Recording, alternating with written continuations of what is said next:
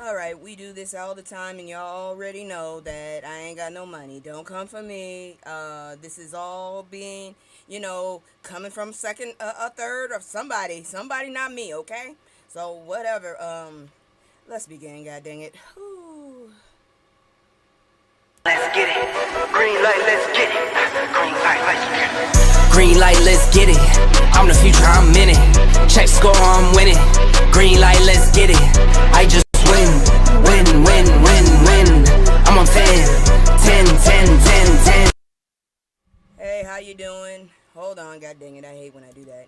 But anyways, how y'all doing? I gotta get that, whatever that is, off of there. It's me, Kisu, and I got the news again, so let me go ahead and start. Hello, motherfucker. Hi. And Hello. so we gonna start off with, I'm not really sure, because I did these stories, and I think I skipped one, but we gonna find out, because I tried to do two of these ones in the beginning. But anyways, I don't know why people go after each other like they do. I mean, seriously, dude. Um, you got one person that is actually an acclaimed writer, and the other one is basically a hack, in my opinion. And now that I'm noticing it, he got a big ass dent in his head too. All right, but you gonna see in a minute. Check this out, god dang it. And then the smoke got me. So, Black Internet is mad after Tyler Perry appeared to shade Sinners director Ryan Coogler. Okay, I've seen at least 10, if not more, of his live movies and stage movies. Tyler Perry. And like I've said it before, he leaves some damn plot holes. You'll have 3 stories, only one will be completed. He done left 2 of them just introduction level, and you just like, well, what happened with them? Why did you introduce that to me? And I've seen Sinners. I've seen Black Panther. Very good movies. Just never go to the movies with a South African. Don't know what the hell I was doing. Anyways, let's look at this. So, Tyler Perry has once again become a subject of online criticism. Well, maybe the bitch in him is coming out. This time, Ryan Coogler is also involved in social media discussion. During an episode of Kirk Franklin's Den of Kings series, never heard of it, Perry, Franklin, Jeezy, and Derek Hayes discuss... Who the hell? Who are these people? Discussed the significance of ownership within the black community. Perry revealed that he was instrumental in Coogler's film deal with Warner Brothers. So, dude, can you be humble, motherfucker? You starting to sound like damn drunk. Anyways, this deal granted Coogler the rights back to his film Sinners after 25 years, a rare achievement. After 25 years. Will we be here after 25?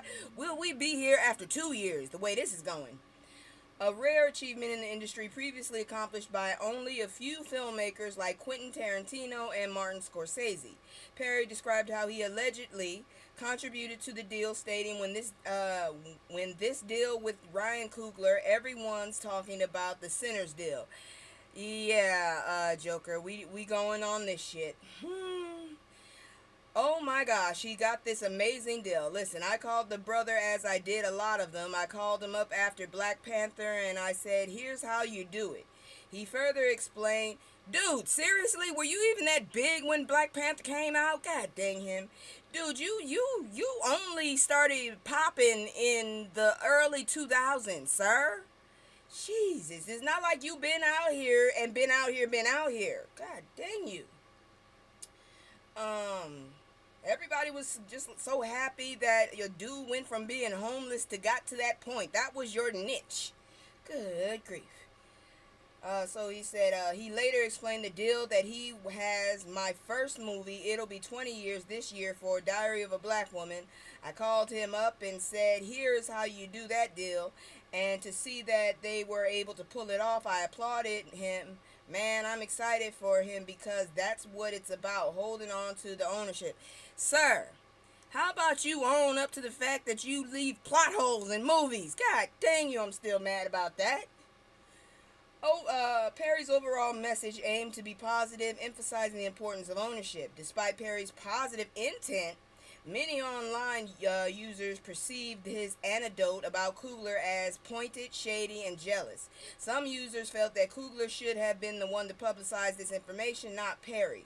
One user on Twitter called Perry corny and a big ass loser, criticizing him for publicly congratulating Coogler or being thanked by him, while claiming to have provided advice that Coogler reportedly attributed to Christopher Nolan. Another user stated that Perry definitely thinks he's the smartest black person in the room at all times, so of course he would try to give himself credit for Ryan Coogler's deal with Warner Brothers, when he had nothing to do with it. A user drew a comparison between Denzel Washington, who quietly sponsored Chadwick Boseman's education. I didn't know that. Damn, that's very quiet. And Tyler Perry, who publicly claims to have coached Coogler. Another user suggesting an unspoken rule of thumb where one should not share private details of another's experience unless they disclose it themselves, feeling it applied to Perry's revelation. Mr. Perry, I personally don't give a shit. I'm still mad about all them damn plays with them plot holes. I'm still trying to figure out how you had 3 fucking stories and only one got completed. You don't introduce other storylines to people and just leave it hanging, you ignorant bastard. You know how many Nollywood stories I've been pissed off about? The movie just ended right when the damn thing got exciting and then you had to wait for another movie to come out. I'm like, what the hell? This is Nollywood, okay? So, Mr. Perry, I'm very aware of you. If you so damn smart, finish all your damn storylines neatly. And stop churning out cross-dressing women, because it's getting old now. Shit. You can only do so much grandmama as a man. Ugh. But that's that story. Oh, I did do this story. This is how much I give a shit about this dude. Apparently, Diddy wants to come home.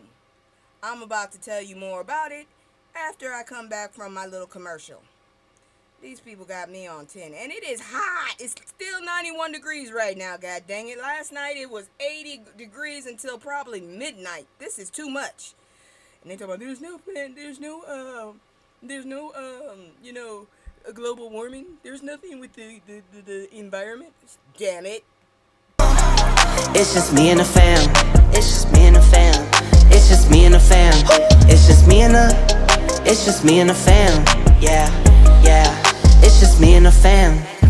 See my little Tay-Tay, that's my hype girl, that's my mascot. No one's go for hours and some hours till we pass out. Stay inside the house, turned up with them racks out. Stay inside the house, turned. Alright, so apparently the diddler says he deserves to be bonded out in Wild New Motion. So he want to go home. I don't think he should be allowed, honestly. And I'm surprised that chain ain't start to burn. But then again, it is an idol. But never mind. So the diddler currently facing a maximum of 20 years, like Ghislaine Maxwell, sentenced after being found guilty of 2 counts of prostitution. It is actively seeking early release from prison. His legal team has filed a new motion arguing for his release based on his not guilty verdict on the more severe... Have you lost your damn mind? A pimp is a pimp and they're still dangerous, fucker. Hell no, you shouldn't be let out. You ignorant bastard, entitled motherfucker. Anyways, more severe racketeering charges and their interpretation of the Mann Act. They contend that his involvement was part of a swinger lifestyle, which they do not consider a crime. No, but you nasty. The legal filing obtained by the Root details Diddy's team's argument stating that Cassie Ventura and the diddler went to swinger clubs and they had threesomes, and that Miss Ventura consistently expressed interest and enthusiasm. Really? That video didn't look like enthusiasm. In their intimate life. They also noted that Jane and the diddler had threesomes too. Despite these arguments, Judge Arun, I ain't saying that, Subramanian, we will not be saying that again, has consistently denied Diddler's motions for early release, largely due to concerns about his access to resources, potentially making him a danger to the community. Yes, I feel safer with him behind bars, okay? I feel much safer with this fugly bastard behind bars. The Diddler's proposed bail includes a $50 million bond from his Florida estate, backed by 3 financially responsible people. I wouldn't back his ass. His attorneys have also committed that he would reside in the Miami home, not leave Florida except for his New York sentencing, and surrender his passport. His team asserts that the Diddler will not be violent to anyone if released.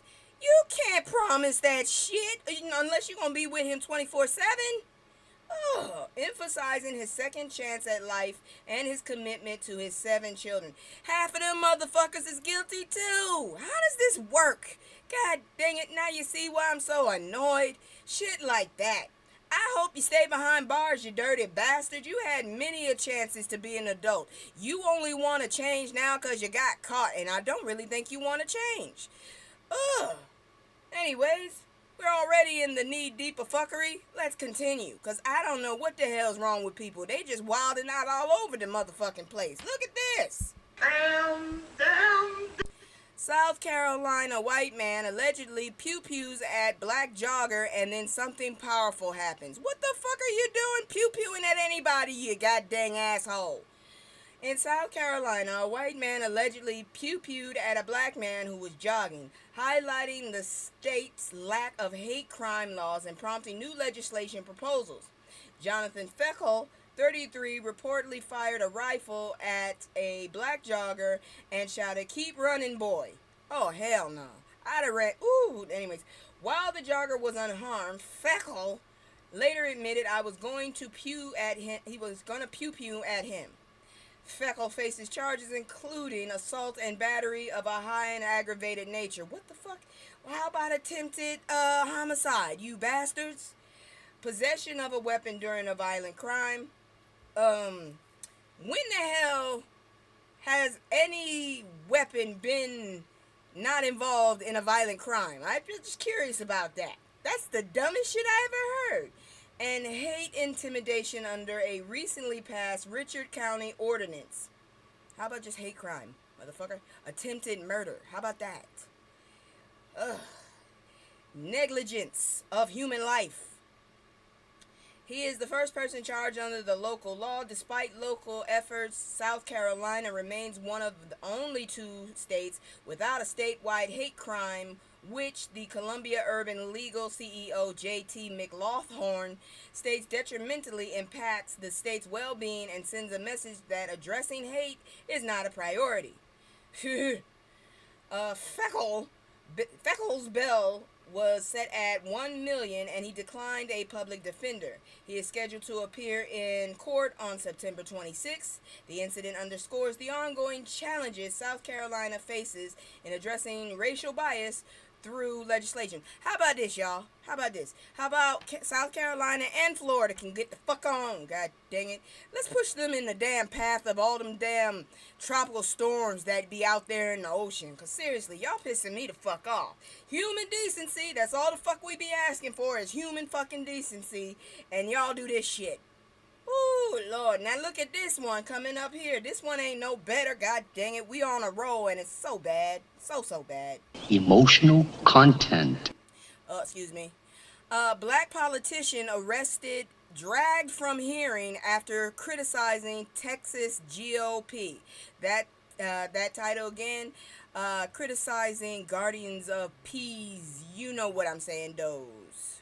Okay.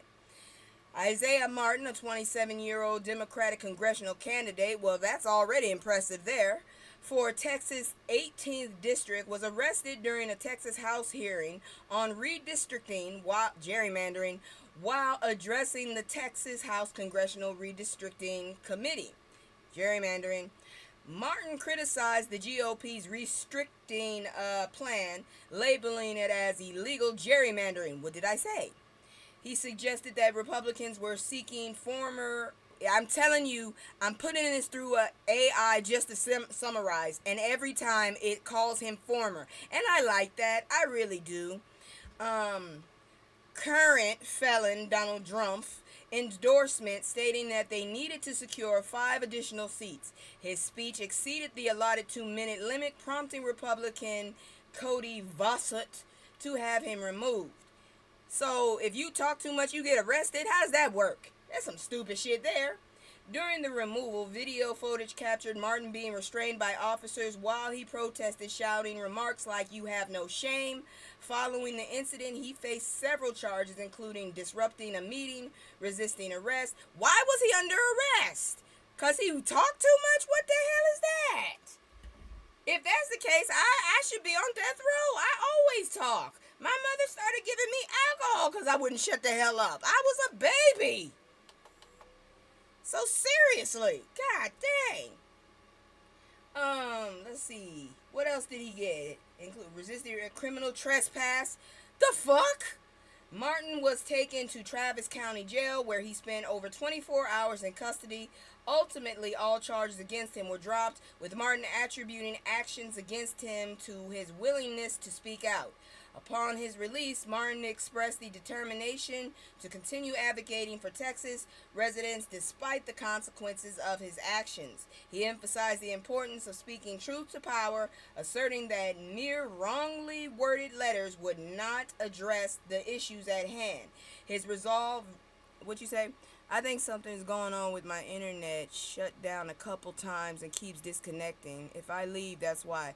No, I understand. My internet's been doing funky shit too. I mean, right now I got 4 bars. I'm in the room right next to my goddamn server, so I don't understand that. I think I told y'all I heard some shit was going down in September about our internet. Keep your eyes open. Just saying.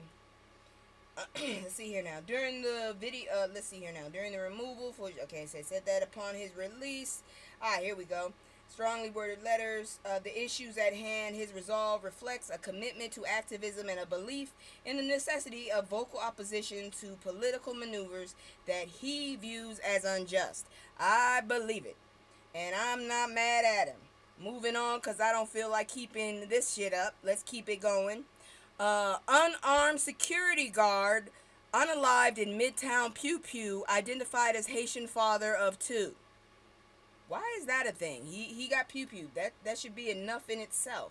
So Alan Etienne, a 46-year-old unarmed security guard and devoted father of 2, tragically lost his life during a mass pew pew at 345 Park Avenue in Midtown Manhattan. H.E.M. was stationed in the lobby when the pew-pewer, 27-year-old Shane Tamura, entered and opened fire. His brother, Gathman H.N., expressed the family's profound grief on Facebook, emphasizing Elan's role beyond being a brother as a father and guiding light in their lives. The pew-pew occurred on Monday evening, claiming the lives of 4 individuals, including H.N. The gunman targeted the lobby, unaliving off-duty new NYPD officer Didaro, Islam, and Blackstone executive Wesley Lepatner. That's what it says. Before moving to 33rd floor, where he fatally pew-pewed Rudin management employee Julia Hyman. Tamura, who left a self-deletion note blaming the NFL for his mental struggles, appeared to have targeted the league's New York offices, but may have entered the wrong floor. Actually, he entered the wrong branch. He was on the wrong side of the goddamn... I'm telling you, it was a mess. The incident left 1 NFL employee seriously injured, and after the attack, Tamura reportedly turned the force multiplier on himself. Manny Pastrich, the president of H.N.'s union, 32 BJSEIU, hailed him as a New York hero for his bravery and dedication to keeping others safe. He highlighted that often unappreciated sacrifices made by security officers like H.N., who risk their lives daily for public safety. Remembered fondly by his family, friends, and colleagues, Etienne is described as always smiling and being a great person, leaving behind a son and a daughter, with his son just days away from his 7th birthday. Oh my god, that is horrible. And he's not a bad looking man. Poor thing. Well, rest in power, King. Rest in power. Moving on. I don't understand it, so I put it right here. Jasmine Crockett's response to Bernie Sanders and I ain't saying that, AOC fighting oligarchy tour will shock you. I am shocked because she's supposed to be doing one called Boots on the Ground. No, not Boots on the Ground. Won't Back Down. That's what it's called. Won't Back Down. She on that. Representative Jasmine Crockett has voiced criticism regarding the Fighting Oligarchy tour led by Representative AOC, I ain't saying that whole name, and Senator Bernie Sanders. While thousands have attended the tour, which aims to educate Americans on the harmful impacts of current felon Donald Trump's policies on vulnerable populations, Crockett believes their motivations are self-serving rather than beneficial to the Democratic Party's broader goals. Okay? Please explain. She suggests the tour is more about promoting AOC and Sanders themselves rather than uniting Democrats to regain control of Congress in 2026 and the presidency in 2028. Oh my God, please don't tell me how long this bastard lives. Cause I mean, damn it. This hasn't been a whole year, but it damn well feels like 4. It really does. Ugh. Anyways, Crockett, known for her outspokenness on issues with both political parties, expressed her views in a profile by The Atlantic. She reportedly told the representative Maxine Dexter that while the tour was a good idea, it ultimately appeared more self-serving. Crockett, who maintains a positive relationship with AOC, is concerned that the rallies might lead people to perceive the tour as being about them, right? Instead of the team, implying a focus on individual branding over collective party effort. Crockett is not alone in her critique. Representative Elisa Slotkin also suggested in April that AOC and Sanders should replace oligarchy with king in their tour title to better resonate with everyday Americans. The ongoing, I'm not even gonna lie, because I know what oligarchy means, but I really wasn't checking for that. So yeah, I think king probably would have been a better move in my opinion. No kings. There you go. I definitely don't have a king. And messaging as they approach crucial upcoming elections. Look, I don't know what they doing, but I hope it isn't for their own goddamn benefit. Cause we really don't need that shit. We really don't. I ain't got time for that shit. Real talk. Moving on, cause it's fuckery all around. Now, Scott bill targets USDA discrimination as Trump ends DEI protections. So now they coming after the black farmers.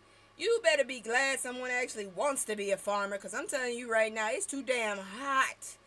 I don't even want to cook. I don't want to eat. I just want to sit still under a fan. It's so goddamn hot, okay? So you can miss me with this bullshit here. Let's get into it. As the Trump administration seeks to remove crucial DEI protections of the USDA, Democratic Congressman David Scott from Georgia has introduced a new bill aiming at protecting black farmers. Oh, that's good at least. The Black Farmer and Socially Disadvantaged Farmers Increased Market Share Act of 2025. That is a huge act. Oh my God, why is it so big?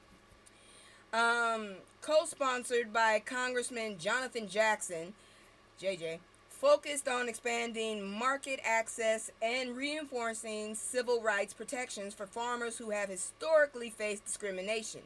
The legislation is a response to the alarming decline in black farmers from over 14% of the U.S. farmers a century ago to less than 2% today. That's a damn shame. And them motherfuckers attacking that little 2% we got.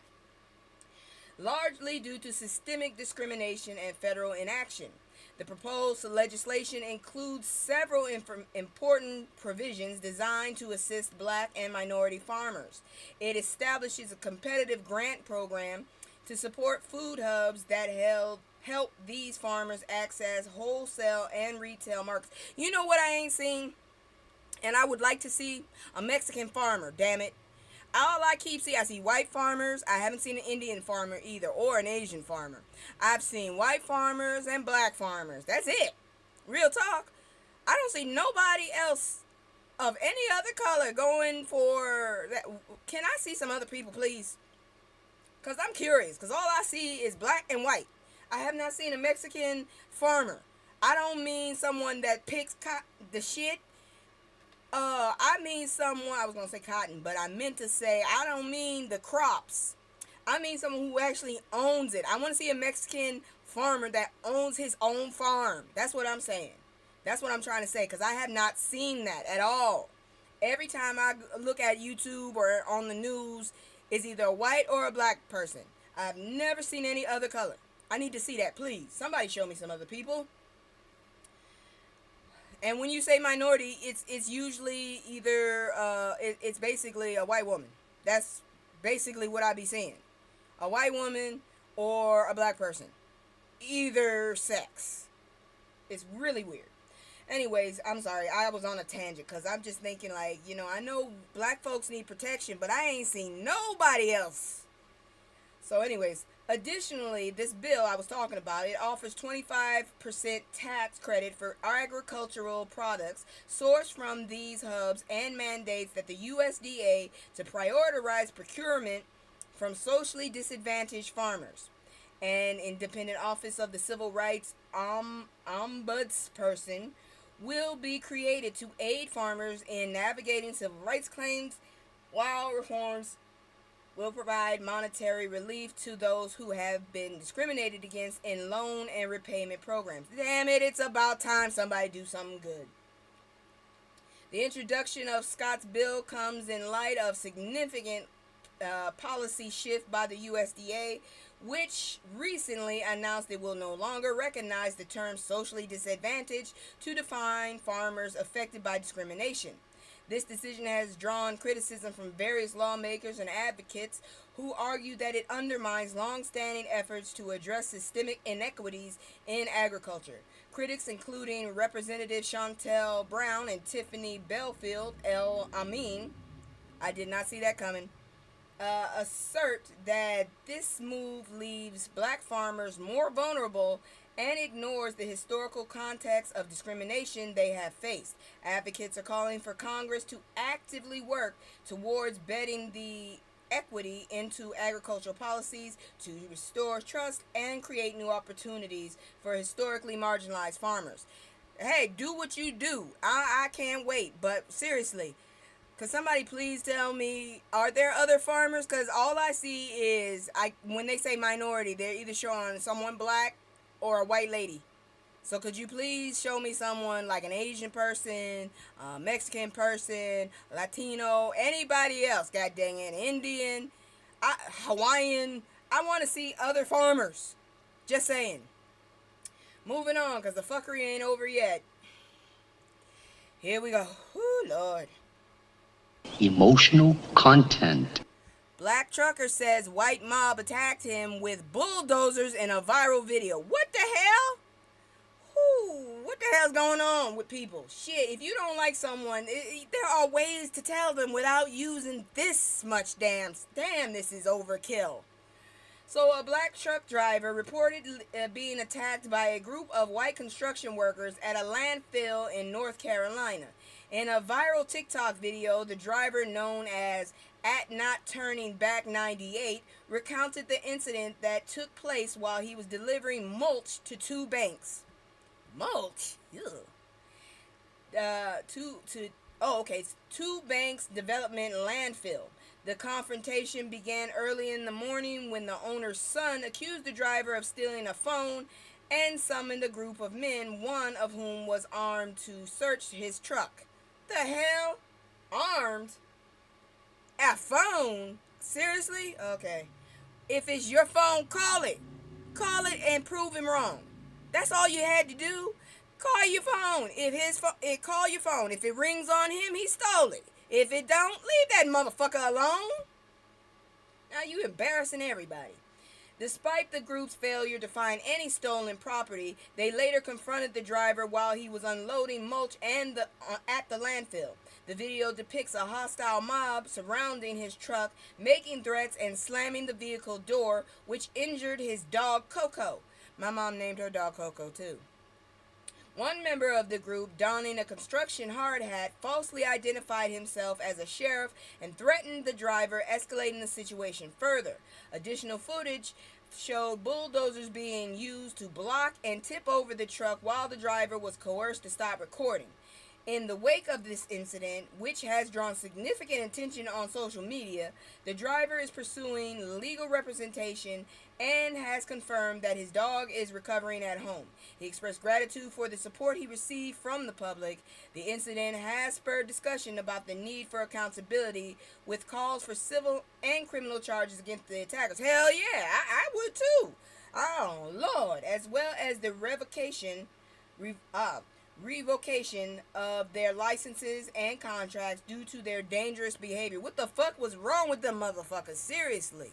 Something seriously wrong with this country. I don't know what the fuck is your issues, but y'all motherfuckers need to come together and have a moment, because this shit ain't working, and I ain't got a problem moving. I promise you that damn much. I'm about to start school again. I ain't got a problem moving. I will pick my whole family up and go to another country. Fuck y'all. Shit. I got skills I can attribute to people, and y'all bastards doing this shit. Fuck. And just imagine if I got skills and I have a kid. More skills. I'm going to go take it somewhere else. Fuck it. Even if I'm just one puny person, I'm going to take my fucking skills somewhere else. Y'all crazy ass people. And it ain't over, because this next story is weird as hell. Look at this. And then the smoke got me. Everyone is losing it over footage of police discovering young Baltimore girls' remains stuffed in their aunt's trunk. What is this heifer on? Oh, y'all thought I was racist. No, I'm not. If you stupid, you stupid. If you wrong, you wrong. What's wrong with this crazy ass lady here? So, a body camera footage showing the 2021 arrest of, I hope that's the right date, because sometimes this shit be doing wrong. Anyways, arrest of Nicole Johnson, who was later sentenced to 50 years for the unaliving of her niece and nephew, has gone viral, horrifying viewers and prompting strong reactions online. The footage captures the discovery of decomposed bodies in her car and the emotional impact on officers involved, reigniting public outrage over the tragic case. Shit. In July 2021, Nicole Johnson, 36, was pulled over in Baltimore County. Are you serious? Was it really 2021? I gotta check that one out. Hold on. Because how the hell did we not hear about that? Seriously, why is it now that I'm hearing about it? Because believe me, I would have, most likely would have remembered somebody doing that shit. That's crazy as hell. Give me just a moment. I'm just typing her name.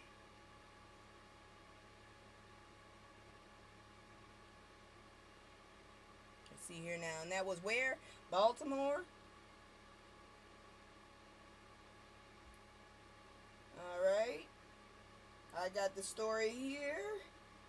They got people, but they don't say when. Okay, here's the root where I got the story from. I just gotta make sure this. God dang it, it really was 21. Well, my mistake. Yes, close that out, please. Okay. So, yeah, it was. Why did it take so long to get to that? I don't get it. Anyways, officers noticed a horrid smell coming from the car's trunk, leading them to investigation further. This investigation resulted in the discovery of the decomposed bodies of 7-year-old Jocelyn Johnson and 5-year-old Larry O'Neill, who were Johnson's niece and nephew. The officer's body camera footage from the night of her arrest shows Johnson attempting to flee once the remains were discovered in a suitcase and container wrapped in layers of garbage bags. Ugh! Something wrong with that lady. Is that a cross on her head? Real talk. Like she got some stuff going on her head, and there's like it looked like an X. Really, just look at her head. Close in on that head of hers. There look like there's an X on her head. Maybe she's some cult shit. Let's see here now. What else did it say? Johnson told police she placed the 7-year-old Johnson's body in a suitcase and kept it hidden. 2 months before being stopped by police, Johnson told police 5-year-old O'Neal suffered an injury and went unresponsive, prompting her to place his body in a plastic bag. Why would you put it in a plastic bag? If he stopped responding, call the ambulance. As soon as you see something weird, call the ambulance. Shit. Months after Nicole Johnson was sentenced to 50 years in prison. Wait a minute. I missed something here. Yeah, plastic bag. Okay, so months after Johnson was sentenced to 50 years in prison for the horrific deaths, official body cam footage from her arrest has been released to the public. The shocking story and footage have gone viral online, traumatizing many viewers. The full video, over 8 million views as of Monday, July 28th, just one day after it was posted on to YouTube. The gut-wrenching footage has caused massive uproar online. The footage details the heartbreaking reactions from responding officers, one whom began praying and another who had to stop themselves from throwing up. One devastated officer said he was able to tell the age of 5-year-old O'Neal because my daughter turns 5 Saturday. Online comments reflect the public's shock and grief, with @Miss Jones tweeting, "Man, that body cam footage is so sad. She traumatized them officers." Many users expressed outrage over Johnson's sentence, with @Amisha tweeting, "Johnson should have got the chair for what she did to them babies," and @ThatKid Robert saying, "The 50 years she got was a low ball. She deserved the death penalty." Really, I have to agree. I honestly agree. Something wrong with that crazy ass heifer. She ain't human. That has been inhabited by something unearthly. That's all I gotta say. Unearthly. Another Twitter user @TJ tweeted that the case just broke my motherfucking heart, cause how sick can one be? Shamika Delgado said on TikTok, "Those babies were given to you for you to care for them, love them, clothe them, nurture them, protect them, and you failed to do so, Nicole. You ought to be ashamed of yourself." That's actually a pretty decent ass remark. Queenie Monet responded on Twitter, "I can't imagine, first of all, what those babies endured, and secondly, being the officer to discover them." Johnson's niece and nephew were placed in care by their mother, Deshelle Johnson. Deshelle, it looks like Danielle, but it's Deshelle, I guess. Deshelle Johnson stated on a now deleted GoFundMe page, "This is my blood sister. She was my family. The mistake I made in trusting will always fall on me, but I could never imagine this outcome." Nicole Johnson pleaded guilty last year and was given a 50-year sentence in February 2024. This is really fucked up. I don't know what to say, but that's sick as hell. She needs some help. Seriously, somebody need to pray over her. Moving on, cause we haven't gotten through it. It's been a very fucked up week this week. All right, so just check this out. Oof, no. The hidden bill of incarceration and how black women bear the brunt of pay-to-stay policies. So, I don't know what to say about that. Nearly all states in the U.S. permit jails and prisons to impose fees on incarcerated individuals for necessities. What the fuck? You arrested them. How the hell they got to pay you? How does that work? I don't know how that works. Anyway, individuals for necessities such as room, board, and medical care. So when you go to prison, you got to pay rent? For real? How the hell that work out? This financial burden often falls on families, particularly affecting black families who are disproportionately represented in the prison population, making up 37% of local and state inmates. Research shows that up to 48 states allow pay-to-stay fees, with 42 charging for rooms and board and 43 for medical services. So, somebody explain to me, if no one pays for their rent, What happens? Do they get kicked out of prison? How does this work? I'm so confused. With 42 states charging room and board and 43 for medical services. Unfortunately, incarcerated individuals typically earn less than $1 a day, leading to growing debt that can follow them post-release or be passed on to their families. The practice of charging incarcerated individuals began in the 1970s as means to reduce the financial burden of incarceration on state budgets. Stopped hunting us down then, and maybe we wouldn't have that damn budget.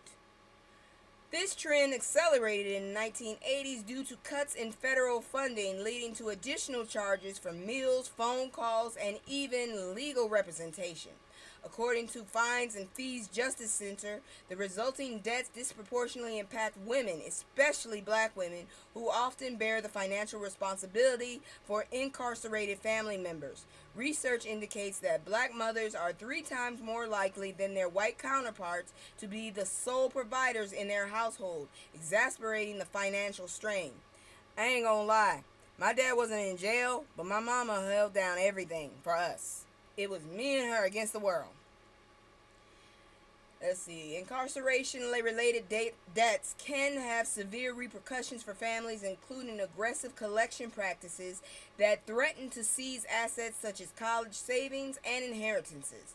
This can completely deplete the financial resources of families already facing challenges. While some states argue that these fees contribute to public services and victim restitution, critics highlight that many fees are levied for victimless offenses such as drug possession. Encouragingly, some states like Oklahoma are working to abolish these fees, and Maryland recently forgave $13 million in unpaid probation fees, signaling a potential shift in addressing the financial burdens placed on families of the incarcerated individuals.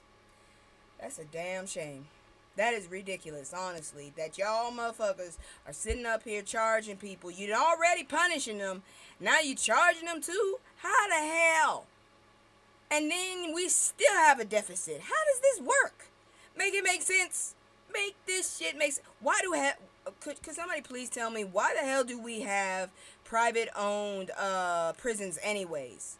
Why the fuck are there privately owned prisons? If this is a judicial issue, why shouldn't all prisons be owned by the judicial? The hell? Motherfuckers get on my damn nerves with these stupid ass things. It makes no sense. I promise you it makes no sense to me. But moving on, let me tell y'all about this. It's time for playing stupid games. Sometimes you need to respect your elders. That's all I got to say. So, check this out. I don't want the second, I want this. I'm all in my head, swear I'm a wreck. I've been moving like a hot mess.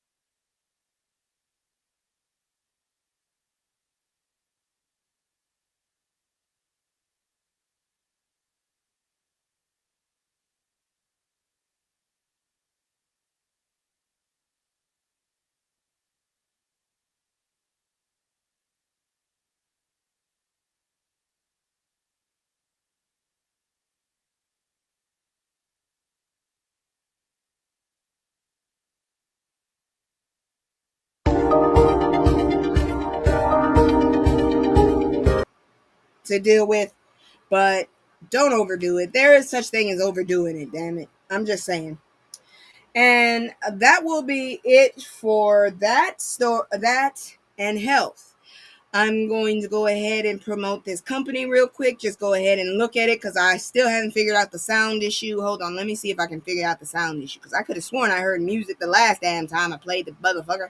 But anyways, we're also going to, let me see here now. Okay. I don't see why I don't have no sound.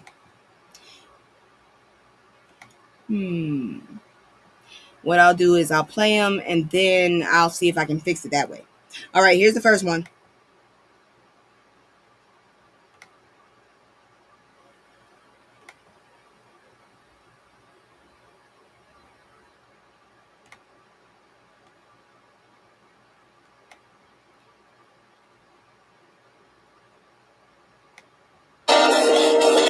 Okay, I heard that one. Shit, it scared the shit out of me. And then this one.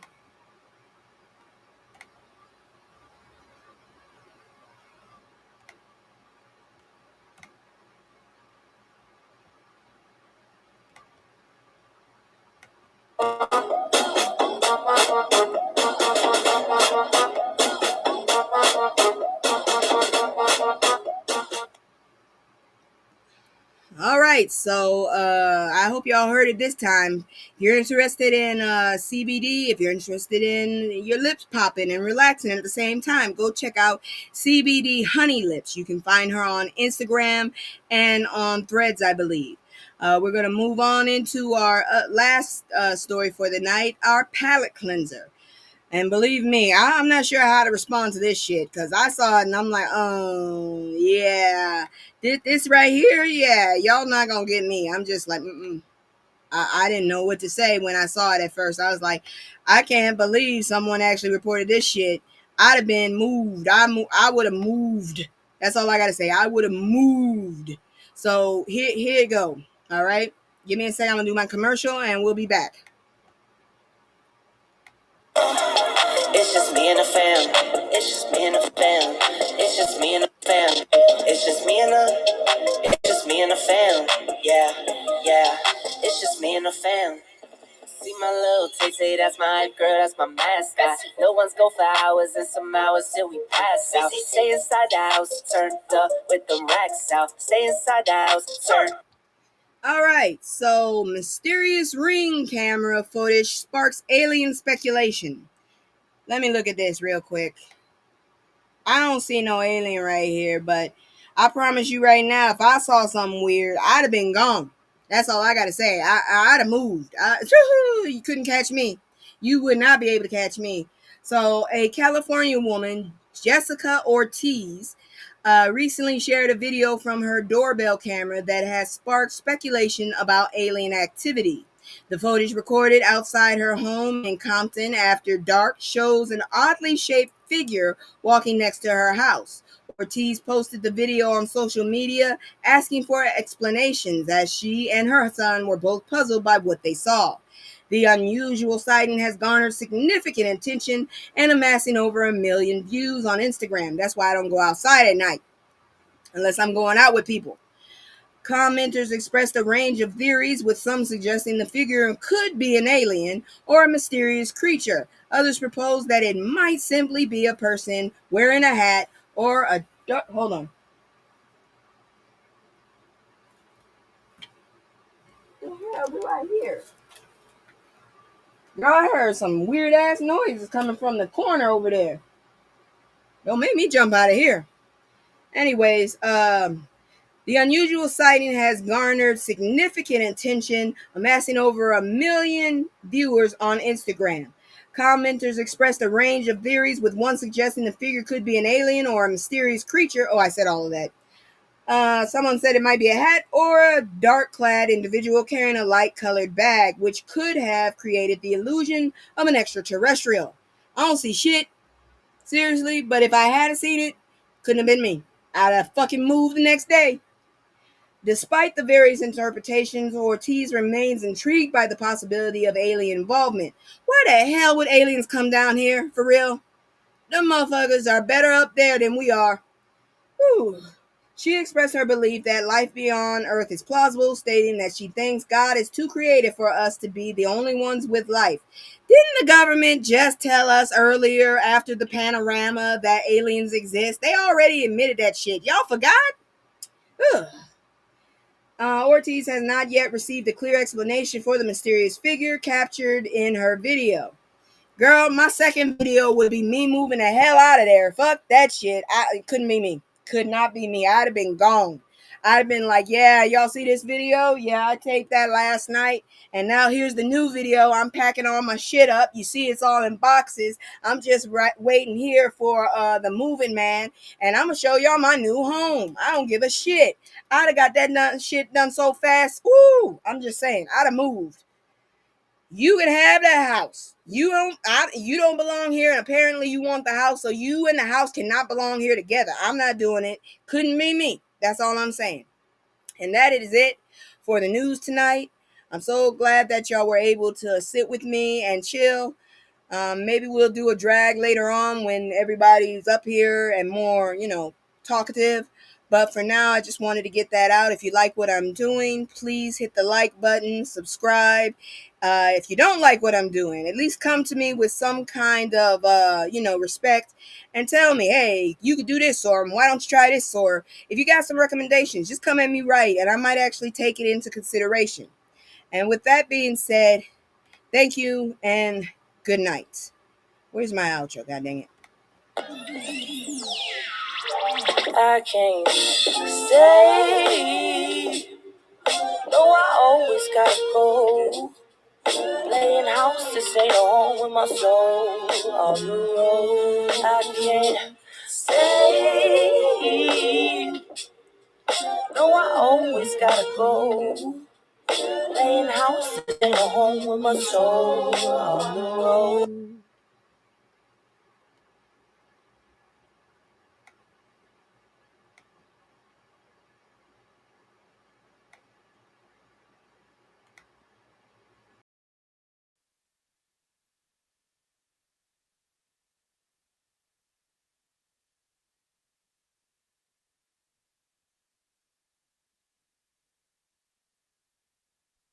Lord have mercy. Has anybody been able to hear me this whole damn